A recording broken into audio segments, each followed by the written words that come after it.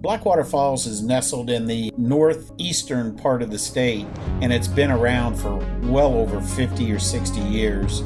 The project consisted of a renovation of all the guest rooms, bathrooms, hotel rooms, the pool area, and all the main gathering areas.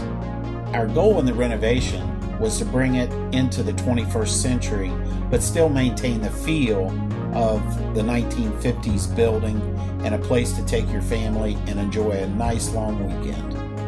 What makes me most proud about this project is to be able to take a building that was built in the mid to late 50s and bring it into today's standards so that families can enjoy the experience that I had when I was 3 years old and visited there with my family.